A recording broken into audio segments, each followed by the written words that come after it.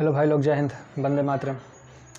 आशा करते हैं आप लोग अच्छे होंगे। और हम लोग आज करेंगे सेट नंबर 6।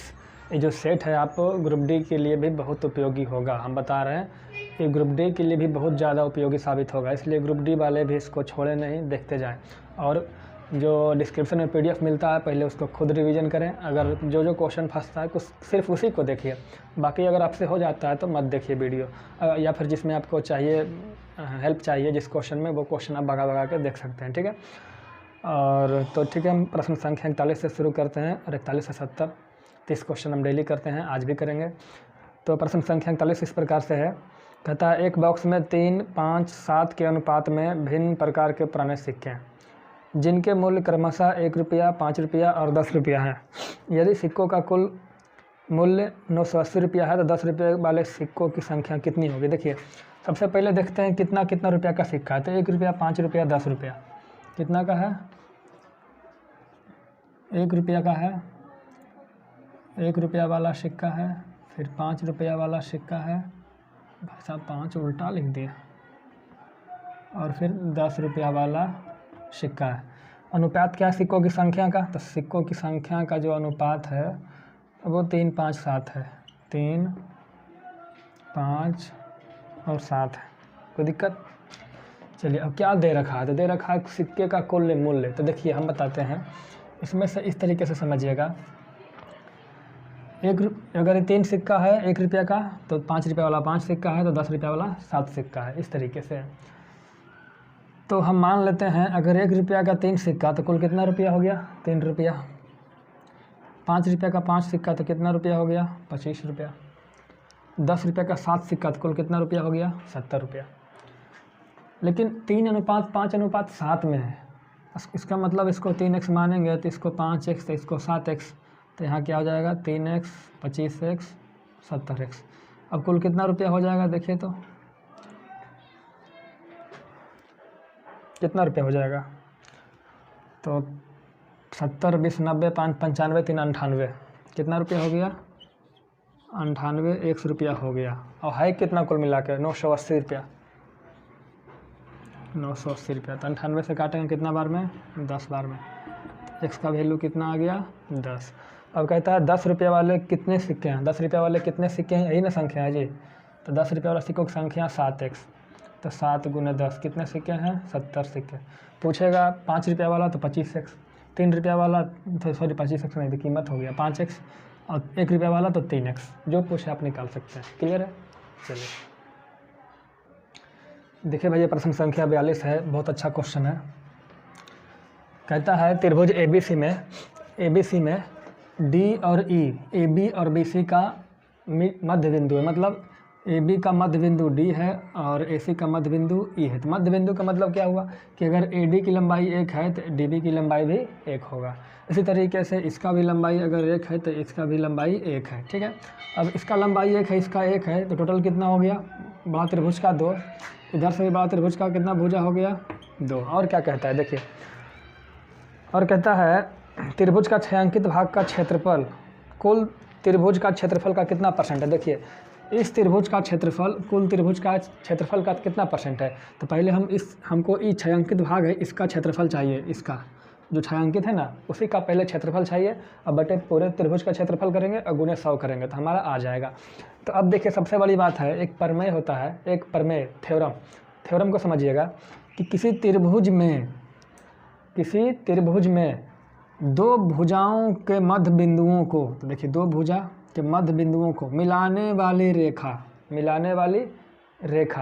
ये जो रेखा है वो तीसरी भुजा के समांतर तथा आधी होती है। मतलब इसका आधा होगा, यानी अगर 2 है तो ये भी हमारा क्या होगा?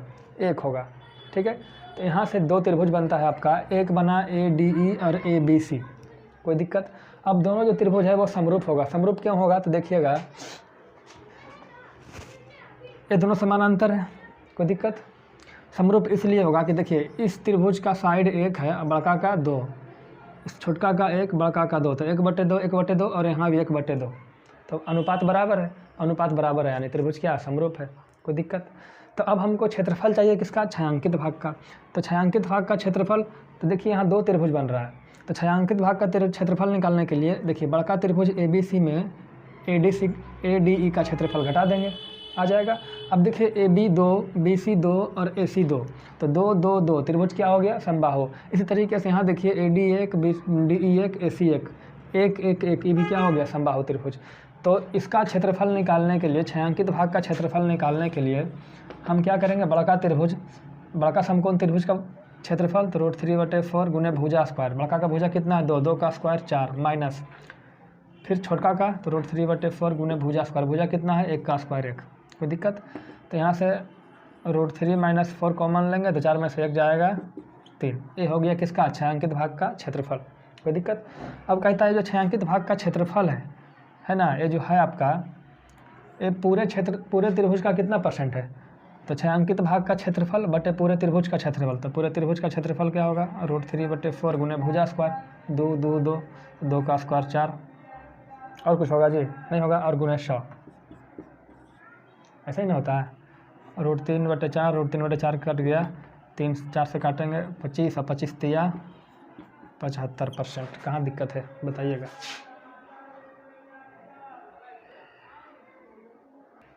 अगला प्रश्न कहता है एक इमारत में केवल 2 BHK और 3 BHK का फ्लैट है, ठीक है।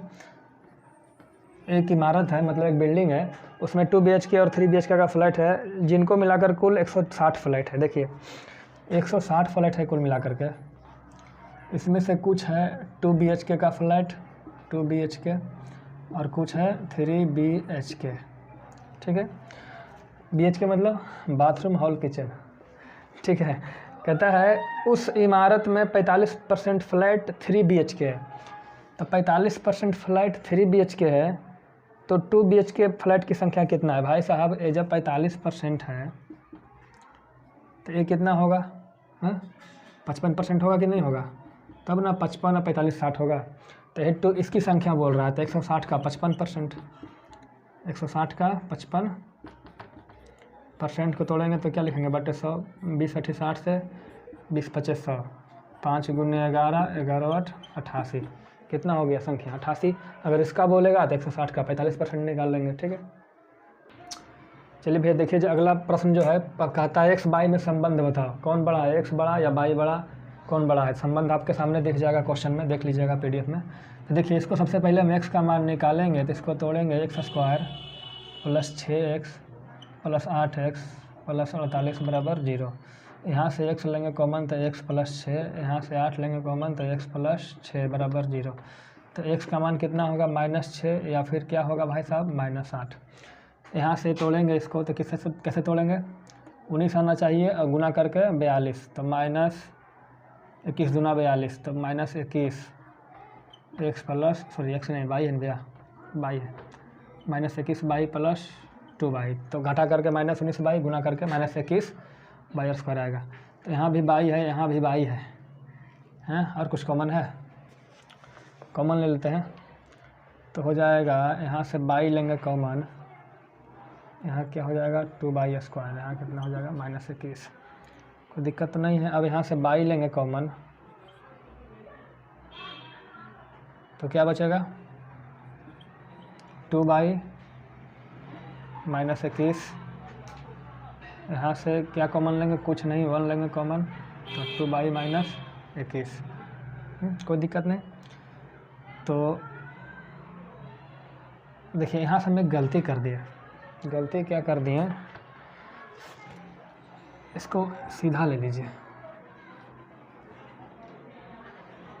देखिए +2y पहले लीजिए और -21y बाद में लीजिए, ठीक है, और -21 बराबर 0। तो अब हम यहाँ से क्या कर पाएंगे, यहाँ से 2y कॉमन लेंगे तो क्या हो जाएगा y + 1, यहाँ से -21 कॉमन लेंगे तो क्या हो जाएगा y - 1 + 1, -21y - 21 बराबर 0, ठीक है। तो यहाँ से जो y बराबर बनेगा, एक बनेगा -1 और एक y बराबर बनेगा 21/2, यानी कितना हो जाएगा 10.5। अब देखिए x y में देखिए क्या रिलेशन है, तो देखिए जो x जो है -8 - 6 है, y है -1 और 10.5, यानी जो बाई है वो x से बड़ा है दोनों कंडीशन में, यानी by is greater than x, यही संबंध है दोनों में। चलिए देखिए, कहता है जो इस इतना बराबर x है तो x का वैल्यू बता, यानी इसका वैल्यू बताना है तो क्या करेंगे, सबसे पहले गुना करेंगे भागा करेंगे। तो यहाँ से भागा करेंगे 7 नंबर 63, यहाँ से गुना करेंगे 5 चौके 20, यहाँ माइनस, यहाँ कुछ नहीं करेंगे। फिर देखिए यहाँ से सबसे पहले गुना करेंगे तो 23 चौक 9200, इसको जब निकालेंगे वर्गमूल तो हो जाएगा 79, यहाँ माइनस है तो माइनस हो जाएगा। अब इसमें से क्या क्या करना है देख लीजिए, तो हो जाएगा 9200, 79 में से हो जाएगा 70, 70 20 कितना हो जाएगा 90, भाई साहब 9200 ना होगा जी, 9200 देखिए घटाइएगा तो 70, 70 20 90, तो कितना हो गया 9290 हो गया। चलिए अगला प्रश्न है 46 नंबर, कहता है 2 वर्ष के लिए कितना समय, 2 वर्ष के लिए 10% वार्षिक चक्रवृद्धि ब्याज की दर से 500 रुपये निवेश करने पर और 800 रुपया 10% चक्रवृद्धि ब्याज की दर से 6 माह में चक्रित होने वाला दर से 1 वर्ष के लिए निवेश करने पर होने वाले ब्याज की राशियों में क्या अंतर होगा। तो ब्याज की राशियों में अंतर पूछ रहा है, राशि अलग अलग है। एक जगह राशि है आपका 500 रुपया है, रेट कितना है भाई साहब 10%, वार्षिक है, समय कितना है 2 साल। दूसरा कंडीशन में है आपका मूलधन 800 रुपया, रेट कितना है, रेट है 10%, यहाँ भी रेट 10% है, लेकिन जो टाइम है वो 1 साल है और उसके साथ साथ है क्या है छमाही है। तो दोनों के CI का डिफरेंस पूछ रहा था, कैसे निकालेंगे, देखिए कैसे निकालेंगे।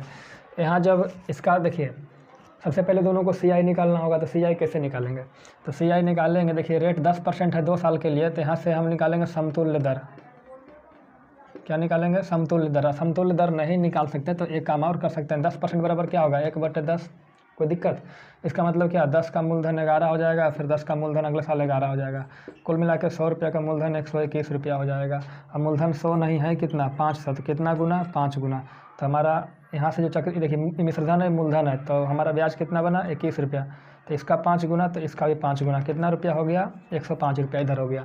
अब इसका निकालेंगे तो चूँकि देखिए छमाही है तो छमाही है तो समय कितना हो जाएगा 2 हाफ ईयर हो जाएगा टाइम, और रेट कितना हो जाएगा 5%। 5% का मतलब क्या होता है 1/20। इससे क्या समझेंगे 20 का मूलधन 21 हो जाएगा, फिर अगले साल 20 का मूलधन 21 हो जाएगा, कुल मिला के गुना करेंगे तो हो जाएगा 400 का मूलधन 441 हो जाएगा। तो मूलधन 400 से 441 हो गया, तो हमारा ब्याज कितना हो गया 41 रुपया। अब मूलधन 400 नहीं कितना है 800, तो कितना गुना 2 गुना, इसका भी 2 गुना करेंगे कितना 21 दूना 82, 41 दूना 82। अब यही दोनों का अंतर पूछ रहा है, इन दोनों का अंतर घटाएंगे तो 5 में से 2 गया 3, और यहाँ क्या बचा 10 में से 8 गया 2, 10 में से 8 गया 2, कितना रुपया हो गया भैया 23 रुपया, दोनों में डिफरेंस बनता है। ठीक है, चलिए जो अगला प्रश्न है कहता है एक कक्षा में 20 लड़के तथा 40 लड़कियां हैं और किसी विशेष दिन प्रत्येक लड़का को, मतलब लड़कियां हैं और लड़के हैं, उसमें केक बांटा जाता है। तो किसी विशेष दिन प्रत्येक लड़का को लड़कियों की कुल संख्या के 15% के बराबर केक मिलता है। तो प्रत्येक लड़का को जो केक मिलता है लड़कियों की कुल संख्या 40 का 15%, 15% का मतलब क्या होगा भाई साहब 3/20, तो कितना हो गया 20 दूनी 40। प्रत्येक लड़का को 6 केक मिलता है, तो प्रत्येक लड़का को 6 केक, तो एक लड़का को कितना हो गया 120, सॉरी टोटल लड़का को कुल मिला के 120 केक बट गया। अब कहता है कि तथा प्रत्येक लड़की को मिलने वाला केक का जो संख्या है लड़कों की संख्या का 40% है। तो लड़कों की संख्या कितना 20, 20 का 40%, 40% निकालेंगे तो 40% बराबर क्या होगा 2/5, 5 चौके 20 और 4 दूना 8, मतलब प्रत्येक लड़की को 8 केक मिलता है। तो कुल मिला के 40 लड़की को 320 केक, कुल मिला के कितना केक हो गया भाई साहब 120, 320 और 120 440, कुल कितना हो गया 440 केक। अब कहता है 4 दिन बांटना है, तो 4 दिन बांटना है तो बांटिए 1760 केक बटेगा, है ना। देखिए दे रखा है, कहता है x/y बराबर a + 2/3 और y/x बराबर 1/3, तो x² + y² बटे x² - y² का मान बताइए। तो सबसे पहले देखिए इससे आगे बढ़ेंगे तो इसको उल्टा कर देंगे, तो x/y हो जाएगा, जब ये उल्टा हो जाएगा तो इधर 3 हो जाएगा, 3/1 यानी 3 हो जाएगा। अब इधर से कर देंगे स्क्वायर दोनों तरफ, तो x² बटे y² बराबर कितना हो जाएगा 9, कोई दिक्कत। और देखिएगा जब आपको अलजेब्रा हम पढ़ाएंगे तो एक पढ़ाएंगे चैप्टर, इसको बोलते हैं कॉम्पोनेंडो एंड डिविडेंडो, है ना।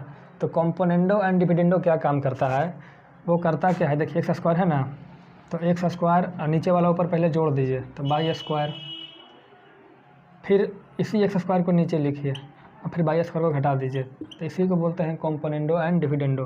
तो इसको क्या लिखेंगे 9/1।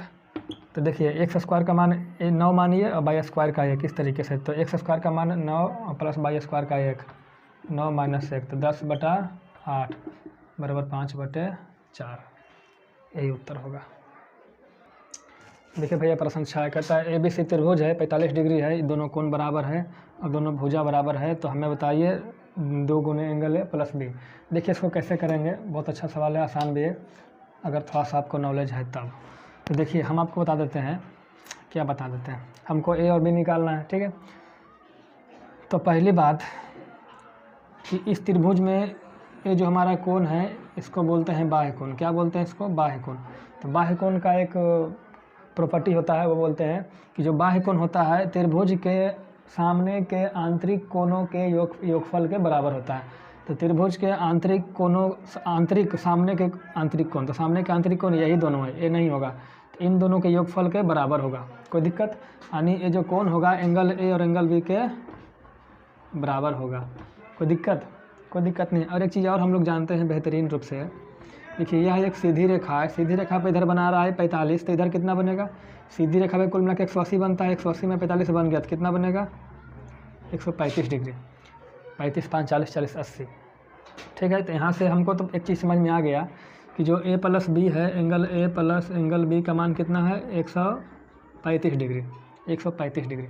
अब देखिए चूँकि देखिए दोनों भुजा आपस में समान बराबर है, तो ये भुजा बराबर है भुजा, तो दोनों सामने का कोण भी बराबर होगा। इसके सामने का भुजा कोण ए वाला, इसके सामने का कोण ए वाला, मतलब ए और बी क्या है? दोनों बराबर है। बताइए भैया जब ए और बी बराबर है तो इसको अगर थीटा मान लेंगे तो इसको भी थीटा होगा, मतलब आधा आधा। तो ए और बी क्या होगा? बराबर होगा, तो 135 के आधा 135/2 ए होगा और 135/2 ए होगा। और जब ए और बी बराबर है तो यहाँ पर इसको बी को क्या लिखेंगे? एंगल बी को भी ए लिख लेंगे, तो क्या हो जाएगा? 3 गुने एंगल ए नहीं हो जाएगा? हाँ, ये भी तो ए के बराबर है।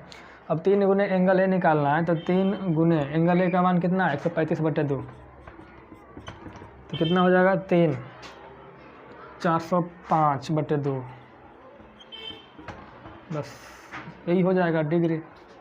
इसको आप दशमलव में लिख सकते हैं। चलिए अगला प्रश्न है, कहता है कि त्रिभुज पी क्यू आर में क्यू समकोण है। त्रिभुज पी क्यू आर में क्यू समकोण है, तो पी क्यू आर में क्यू क्या है? समकोण है। अब कहता है कॉस पी बराबर 5/13, कॉस पी बराबर 5/13। ये कॉस थीटा बराबर क्या होता है? d/h, मतलब आधार बटे लंब। तो ये हमारा हो जाएगा आधार, ये हमारा हो जाएगा लंब नहीं भैया, वो कर्ण। तो देखिए p के लिए, p है तो p के लिए आधार कौन बनेगा? यही है। तो ये 5 है तो ये 13 है, तो ये 5 है, ये 13 है, तो ये हमारा कितना हो जाएगा? 12। तो कहता है भाई साहब पी आर की लंबाई बताओ, पी आर। तो पी आर की लंबाई कितना है? 13। लेकिन देखिएगा ये तो अनुपातिक मान होगा। कहता है पी क्यू 2.5 सेंटीमीटर है, पी क्यू कहाँ गया? 2.5 सेंटीमीटर। जिसको हम 5 बोल रहे हैं उसको प्रश्न में, जिसको हम 5 यूनिट बोल रहे हैं उसी को प्रश्न में बोला 2.5 यूनिट, मतलब 2.5 सेंटीमीटर बोल रहा है। मतलब इसका आधा, तो 13 का आधा, तो 13 का आधा कितना हो जाएगा? 6.5 सेंटीमीटर। यानी इसका लंबाई कितना है? 6.5 सेंटीमीटर। हाँ चलिए, कहता है एन प्रेक्षणों का माध्य x है, ठीक है। तो इसका योग कितना होगा?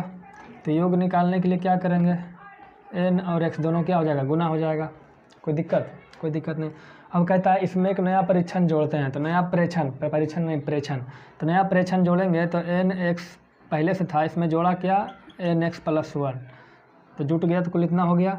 अब प्रश्नों की संख्या कितनी हो गई? n+1, तो कुल योग में से संख्या से भागा दे दें तो क्या बन गया हमारा? माध्य। और माध्य का रहा है वही है पुराना वाला, तो पुराना माध्य कितना है? x।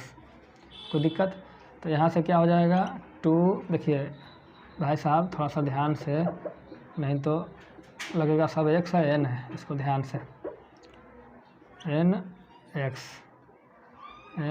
nx, ठीक है। तो यहाँ हो जाएगा 2nx+1 बराबर तिरछा गुना होगा, ये n है भैया, ये n है, x है, तो क्या हो जाएगा? nx+x। कोई दिक्कत? कोई दिक्कत नहीं। इस nx को इधर लाइएगा तो घट जाएगा, तो क्या बचेगा? nx प्लस 1 बराबर क्या, x। तो कहता है एक nx प्लस 1 का मान बताओ, तो इसका मान हमारा क्या होगा, x होगा।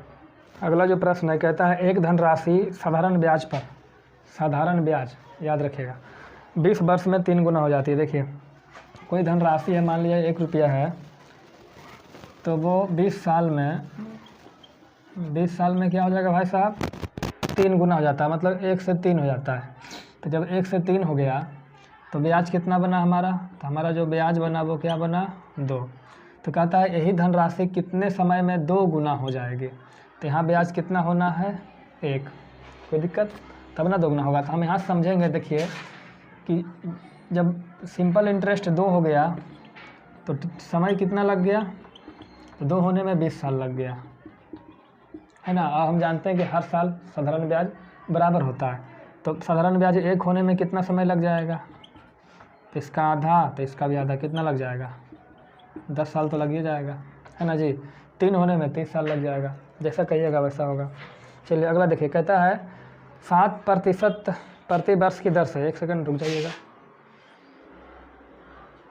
देखिए कहता है प्रश्न संख्या 54, कहता है 60,000 रुपया 7% प्रति वर्ष की दर से चक्रवृद्धि ब्याज 8694 रुपया होता है, तो अवधि ज्ञात करो। देखिए मूलधन 60,000 है, चक्रवृद्धि ब्याज 8694 रुपया है, तो मिश्रधन क्या होगा, तो दोनों को जोड़ देंगे, तो 6,8,6,9,4 इतना रुपया हो गया, ठीक है।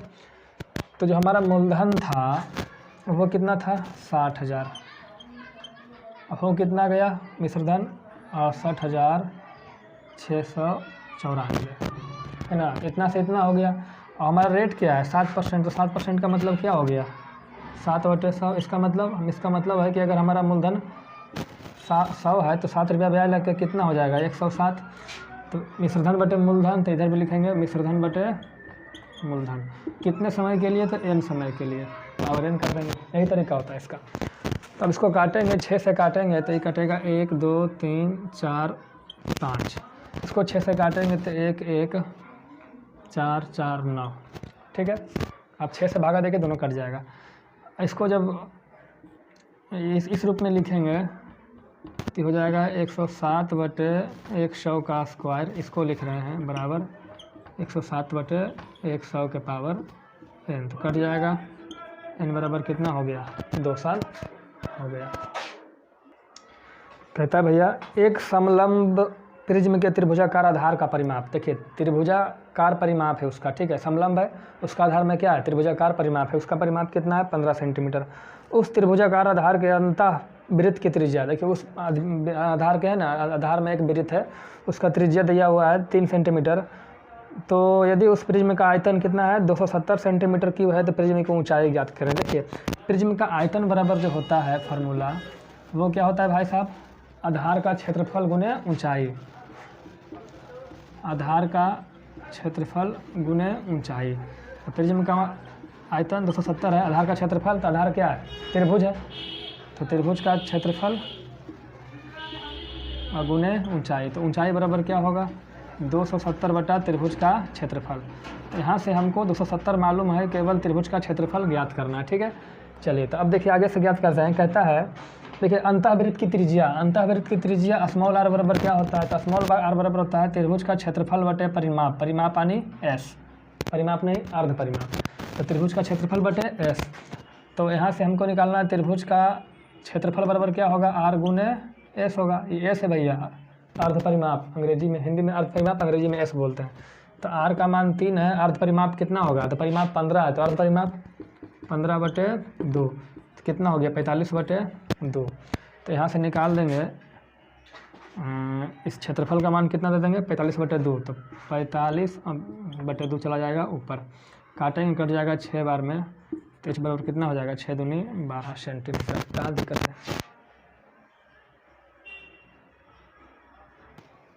चलिए अगला प्रश्न संख्या 56 कहता है कि क्रय मूल्य 40 रुपया है और उसमें लॉस जो परसेंट हुआ वो 25% लॉस हुआ, तो हमें बताइए कि विक्रय मूल्य क्या होगा, विक्रय मूल्य क्या होगा। तो भाई साहब 40 रुपया में 25% लॉस हो गया। 25% मतलब 1/4, मतलब 4 के चीज़ में 4 रुपया में 1 रुपया लॉस हुआ। 4 रुपये में खरीदे थे, 1 रुपया लॉस हो गया, बेचे कितना में 3 में, तो 40 का 3/4 हो जाएगा। ठीक है, 4 से काटेंगे 10, 10 या 30 रुपया, इसका क्या हो गया, विक्रय मूल्य हो गया। नहीं समझे, देखिए ऐसे समझिए। लॉस 25% का मतलब क्या होता है, 1/4, मतलब कि अगर 4 रुपया क्रय मूल्य है तो 4 का 25% 1 रुपया लॉस हुआ, बेचा कितना में 3 रुपये में। तो क्रय मूल्य हम यहाँ 4 नहीं मान के क्रय मूल्य को क्रय मूल्य मानते हैं, तो क्रय मूल्य का 4 में से 1 लॉस, तो बचा कितना 3/3 और बटे 4, तो क्रय मूल्य का 3/4 30 रुपया। चलिए अगला देखिए, कहता है 17 के पावर 200, 17 के पावर भैया 200 भागा 18 कीजिए, बताइए कि शेषफल क्या होगा। तो शेषफल जब दिया जाता है ना, देखिए इससे आपको हम बोलें कि 6 से भागा दीजिए 5 में, तो कैसे लगाइएगा। एक तरीका है तो 0 बार में लगाइए तो 0, शेषफल क्या हो गया 5। दूसरा तरीका भी भैया, दूसरा तरीका क्या है, देखिए हम बोलेंगे 6 से भागा दीजिए 5 में, कोई दिक्कत नहीं। हम बोलेंगे एक बार में लगा लो, तो 5 में से 6 जाएगा -1, और 6 में देखिए जो रिमाइंडर आता है वो माइनस में नहीं आता है, तो 6 में से 1 जाएगा, क्या बचेगा 5। कोई दिक्कत नहीं है। तो इसी तरीके से 17 में जब भागा दीजिएगा 18 से, तो पहले लगाएंगे एक बार में, तो एक बार में लगेगा कितना बच जाएगा -1, और -1 के पावर 200 क्या हो जाएगा +1, क्योंकि माइनस के पावर सम संख्या प्लस बन जाता है। चलिए देखिए प्रश्न संख्या 5658 है, कहता है 3 आदमी किसी काम को 6 दिन में कर सकता है और 5 महिला उसी काम को 18 दिन में कर सकती है। देखिए 3 आदमी मतलब 3 मेल किसी काम को 6 दिन में कर सकता है, टोटल काम इतना हो गया। अब कहता है उसी काम को 5 महिलाएं, कितनी 5 महिलाएं यानी वुमेन कितना दिन में करेगी 18 दिन में, तो टोटल काम कितना हो गया 18। काम दोनों सेम था इसलिए बराबर कर दो, कटता है तो काट दो, हैं 6 से काट दो, 6 3 18 से 18 कट गया, तो मेल बटे फीमेल नहीं वुमेन, मेन बटे वुमेन, तो यहाँ से हो जाएगा 5/1, मतलब मैन का क्षमता 5 है तो वुमेन का क्षमता 1 है। तो टोटल वर्क निकाल लीजिए भाई साहब, कुल काम कितना था, तो 3 मैन गुने 6, तो 3 1 मैन बराबर m बराबर 5, तो 5 या 15 से का 90, टोटल वर्क कितना हो गया 90। अब क्या पूछता है, कहता है 4 आदमी 10 महिला मिलकर इसको कितना दिन में करेगा। 4 आदमी 10 महिला, आदमी मतलब पुरुष, तो 4 आदमी, तो 1 आदमी 5, तो 4 आदमी 20, और 10 महिलाएँ, 1 महिला 1, तो 10 महिला 10, तो कितना हो गया भाई साहब 90/30, तो कै दिन में कर देगा 3 दिन में साफ कर देगा। चलिए अगला देखिए, कहता है एक व्यक्ति किसी एक स्थान से दूसरे स्थान तक 5 किलोमीटर प्रति घंटा की गति से जाता है और 3 किलोमीटर प्रति घंटा की गति से वापस आता है। पूरे सफ़र का औसत चाल ज्ञात करें। औसत चाल बराबर क्या होता है, कुल दूरी बटे कुल समय। तो देखिए मान लेते हैं ए है बी है, इसका गति है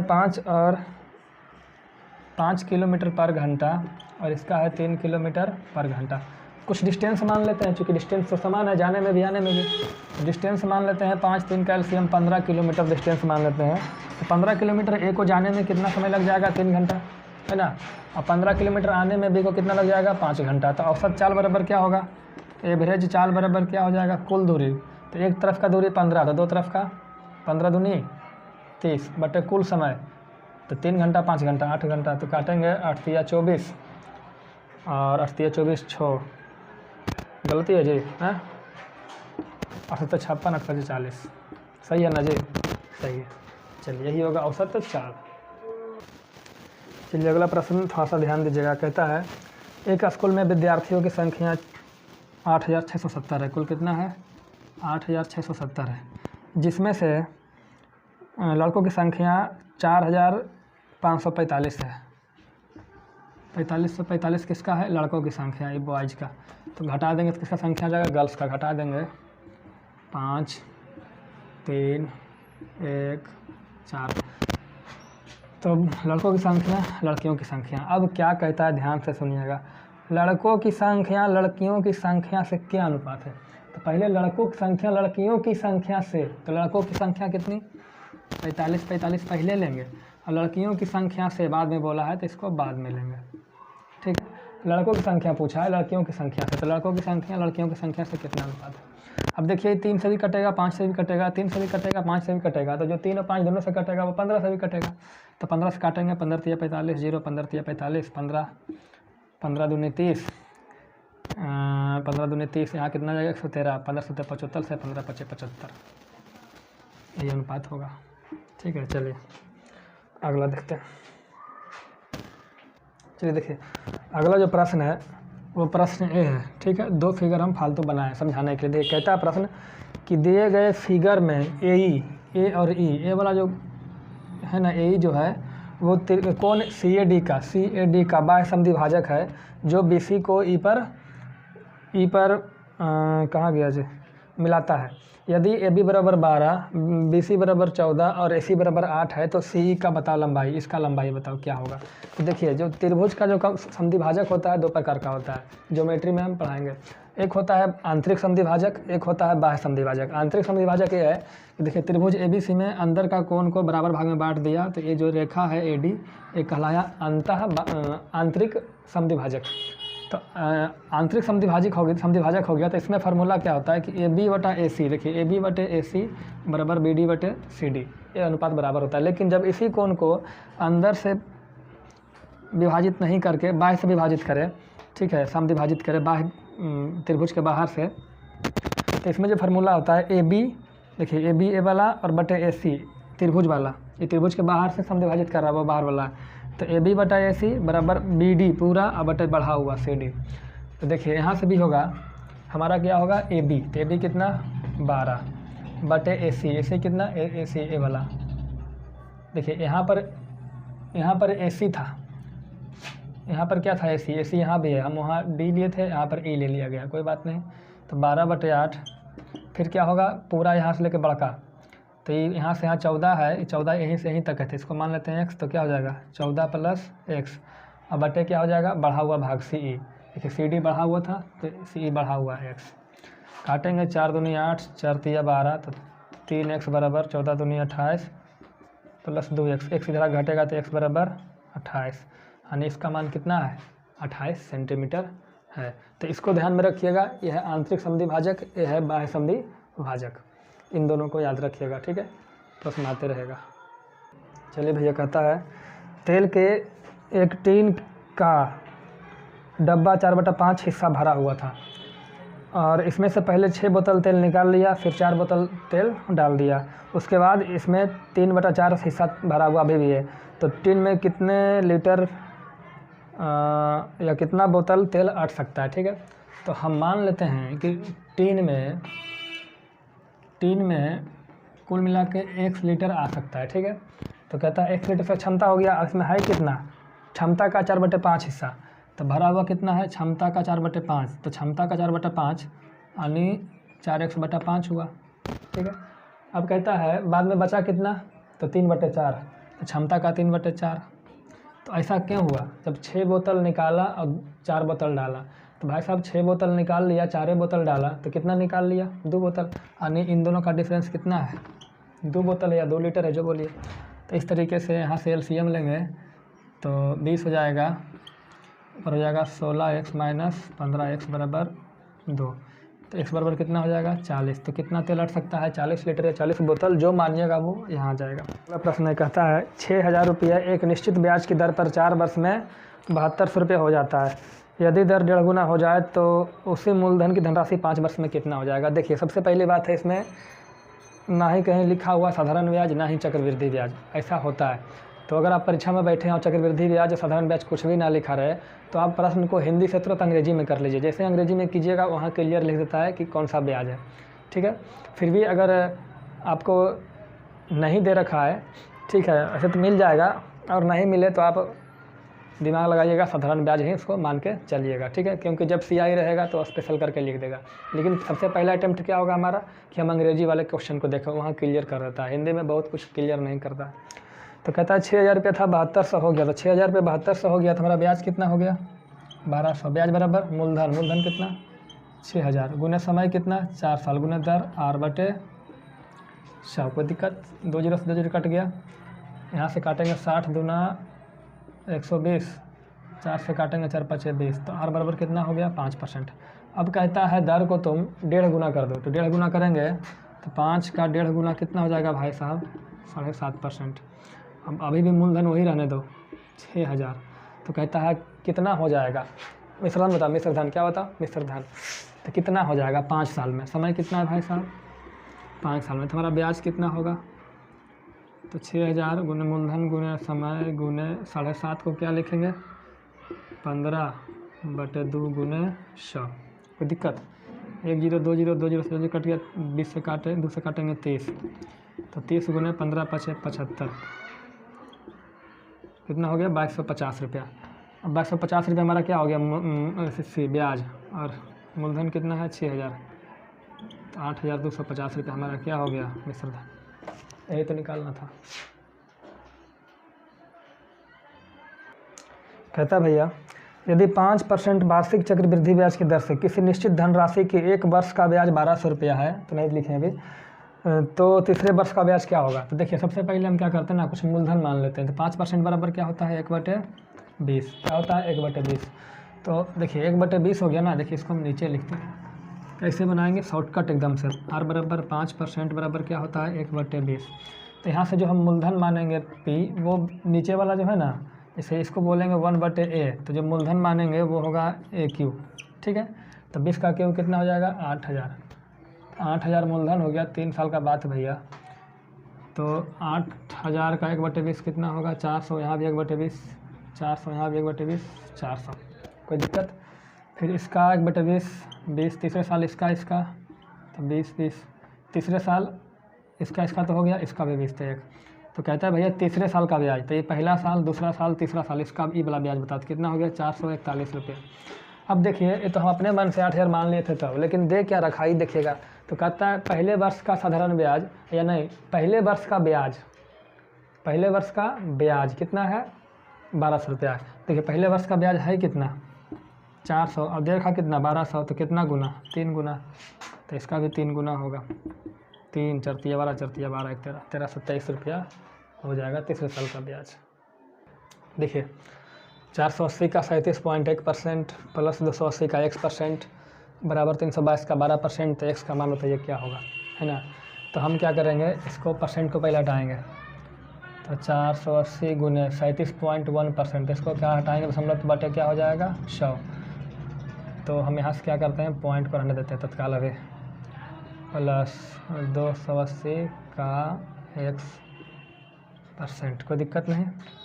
यहाँ से क्या हो जाएगा 322 गुने 12/100, अभी रहने देते हैं, ठीक है। अब क्या करते हैं देखिए, कुछ कॉमन ले लेते हैं, कॉमन ले लेंगे तो क्या हो जाएगा 20 40 ले लें कॉमन, 40 ले लेते हैं कॉमन, तो 40 लेंगे कॉमन, तो क्या हो जाएगा इधर 40/100, तो हो जाएगा 12 चौक 48, नहीं कुछ कॉमन ज़्यादा लिया जाए, 40 60 70 80, चलिए 40 ठीक है। तो 40 लिए तो 12 चौक 48, कितना हो जाएगा 12 और गुने 37.1 प्लस यहाँ से 4 लिए तो 7 चौके 28, 7 बच गया, और क्या बच गया 1 बच गया, ठीक है। और हो जाएगा 322 का 12/100, यहाँ सही लिए ना जी 12 चौक 48, नहीं गलती हो गया भाई साहब, क्या गलती हो गया, नहीं ठीक है, दोनों में से एक ले लिए ना, हाँ ठीक है चलिए। देखिए 100 से 100 कट जाएगा और 40 है, और कोई कटेगा, बहुत लफड़ा में पड़ गया जी।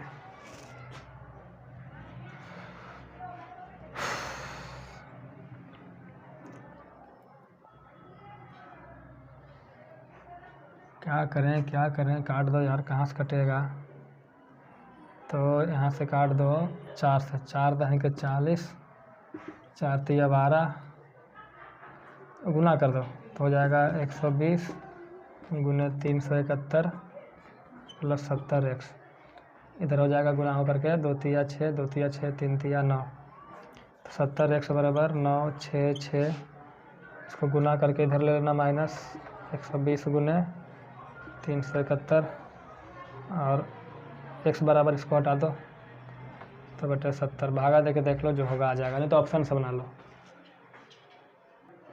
अगला जो प्रश्न संख्या 66 है, फुल्ली ट्रिक से है। देखिए क्या है, प्रश्न है कि 2 रेलगाड़ियाँ A और B, एक रेलगाड़ी का नाम A है, दूसरा का नाम B है। मुंबई और आगरा और मुंबई से एक दूसरे की ओर चलती है। इधर आगरा से चला ट्रेन, उधर मुंबई से चला। कहता है एक दूसरे को पार करने के बाद, जब मिलेगा तब पार करेगा, तो एक दूसरे को पार करने के बाद वे 16 घंटा और 25 घंटे में मुंबई और आगरा पहुंच जाता है। आगरा वाला मुंबई पहुंच गया कितना घंटा में? 16 घंटा में। और मुंबई वाला आगरा पहुंच गया 25 घंटा में। कहता है बी की चाल है, बी का जो चाल दे रखा है वो 45 किलोमीटर प्रति घंटा है, तो ए का चाल बताओ क्या होगा। देखिएगा हम आपको बताए थे कि जो दोनों के चालों का अनुपात होता है, मतलब A/B क्या होता है? A/B। तो देखिएगा इसमें आपको बताए थे। देखिए समय है बी का, समय किसका है? बी का। और ए समय है कितना? ए का समय कौन है? 16। लेकिन वैसे नहीं करेंगे, इसमें से जो अनुपात लेंगे ना समय का, उल्टा लेंगे। तो समय का अनुपात उल्टा क्यों होता है? तो देखिए समय का अनुपात उल्टा क्यों होता है। देखिए यहाँ से मिला तो यहाँ से ए कितना लिया? 16 घंटा। तो ए लिया 16 घंटा मिलने के बाद, और बी लिया का घंटा, कहाँ गया बी जी? हाँ, बी लिया 25 घंटा। तो कुछ डिस्टेंस मान लेते हैं। तो डिस्टेंस कितना हो जाएगा? 16 गुने 25। तो ये हो गया समय, तो ये हो जाएगा क्या? चाल। तो इस 16 कट जाएगा, क्या बचेगा? 25। चाल बराबर क्या होता है जी? दूरी बटे समय। ये हो जाएगा 16। तो देखिए इसका उलट गया कि नहीं हो गया? ए का बी में हो गया, ए का ए में हो गया। तो इसी तरीके से यहाँ भी समझेंगे कि भले ए का जो समय है 16, क्या है? ए का समय 16 है, लेकिन जब अनुपात लेंगे तो उल्टा हो जाएगा। ए के लिए 25 लेंगे और बी के लिए 16 लेंगे और अंडर रूट करेंगे। ये फार्मूला होता है 25/16, ठीक है। या फिर इसको ऐसे बोल सकते हैं फार्मूला में, A/B बराबर अंडर रूट B/A। ये हमारा क्या है? ये हमारा समय है, और ये हमारा क्या है? इधर से चाल है, ठीक है। ये हमारा चाल है, ये समय है। तो ए का तो मान नहीं, बी का मान 45 है। 45 नहीं, एक्चुअल में 48 दे रखा है, क्वेश्चन में गलत है। बराबर 5/4, 4 से काटेंगे तो कितना हो जाएगा? 16 12 चौक 48। तो ए बराबर 12 गुने 5, 60 किलोमीटर प्रति घंटा जाएगा। चलिए प्रश्न संख्या 67 कहता है 4 कलम 5 रुपया में खरीदा। तो 4 रुपये में 5 कलम खरीदा, तो 5 पेन का जो हमारा क्रय मूल्य बना क्या हुआ? 4 रुपया, ठीक है। और कहता है 5 रुपये में 4 के हिसाब से बेच दिया। 5 रुपया में 4 के हिसाब से, मतलब 4 पेन को बेच दिया कितना में? 5 रुपया में, ठीक है। तो क्या कहता है? लाभ या हानि बताओ। तो सबसे पहले क्या करेंगे? कलम की संख्या बराबर करेंगे। तो इधर कितना से गुना करेंगे? 4 से, इधर 5 से। तो देखिए 4 5 20, 4 5 20। यहाँ 4 से गुना किए, यहाँ भी 4 से गुना करेंगे, यहाँ 5 से गुना किए, यहाँ भी 5 से गुना करेंगे। तो क्या समझे कि 16 रुपया में ख़रीदे थे और 25 रुपया में बेच दिए, ठीक है। अब 16 रुपये का चीज़ 25 में बेचिएगा तो कितना का लाभ होगा? 9 का लाभ। कितना पे? 16 पे, 100 पे कितना? यही होगा। तो यहाँ से हम कैसे निकालेंगे? 9 से गुना कर दो, 16 से भाग दे दो, एक तरीका। दूसरा तरीका मेरा है कि 9 गुने 1/16 गुने 100। तो 9 गुने 1/16 को बोलते हैं 16 छक 96, सही। 1/6 से 1/4%। इसको गुना करेंगे तो 9 छक 54 और 2 56 से 1/4%। अगला है, देखिए एक दूसरे को काट रहा है ABCD, ये 50 डिग्री है। तो कहता है ए वाला कोण तो दे रखा है, AOD बता दो और BOD बता दो। तो देखिएगा जब एक दूसरे को काट रहा है तो ये दोनों कोण शीर्षाभिमुख कोण होता है। क्या होता है? शीर्षाभिमुख कोण। तो ए वाला 50, तो ए वाला भी 50 हो गया। अब देखिए यह एक सीधी रेखा है, टोटल सीधी रेखा पे जो कोण बनता है 180 का। 180 में 50 इधर है, इधर कितना का बनेगा? 130 का ही बनेगा। चलिए देखिए, कहता है ए किसी काम को 6 दिन में करेगा, ए किसी काम को अकेले 6 दिन में करेगा, बी अकेले उसी को 12 दिन में कर लेगा। तो दोनों मिलकर कितना दिन में करेगा? तो टोटल काम मान लेते हैं 12, तो इसका क्षमता 2, इसका 1। तो 12 काम को दोनों मिलकर 3 के हिसाब से करेगा तो कई दिन लग जाएगा? 4 दिन लग जाएगा। मामला क्लियर है। अगला देखिए, कहता है समान राशि मतलब एक ही मूलधन पर 2 वर्षों में प्राप्त चक्रवृद्धि ब्याज और साधारण ब्याज का अंतर 88 रुपया है और ब्याज की दर 4% वार्षिक है। तो निवेशित की गई राशि यानी मूलधन ज्ञात करो। देखिए रेट कितना है भैया? 4%। कितने साल के लिए? 2 साल के लिए। तो जब 2 साल के लिए CISI का आप डिफरेंस निकालोगे तो ये होता है आपका x गुने y/100 16%।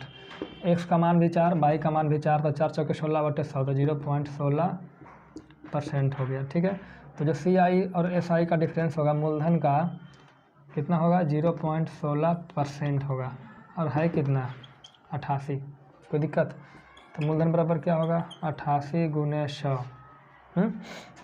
और इसको अगर यहाँ से हटाएंगे तो बटा क्या हो जाएगा 100, तो फिर रखेगा 100 गुना हो गया, और बटा कितना हो गया 16। काट लो यार, कैसे कटेगा? कटेगा, काट लो। 4 से 22 चौक 8 से 8 11 88, अब 8 दूनी 16, 2 से काट लो 50 दूनी 100, तो कितना हो गया 550 गुने 100, तो 55,000 55,000 रुपया। कितना होगा 55,000 रुपया। हमारा उत्तर सही है। तो इस तरीके से आज का सेट ख़त्म होता है। कोई परेशानी हो, कोई दिक्कत हो तो हमें बताइएगा। फिर मिलेंगे अगले सेशन में। तब तक के लिए जय हिंद। जय भारत।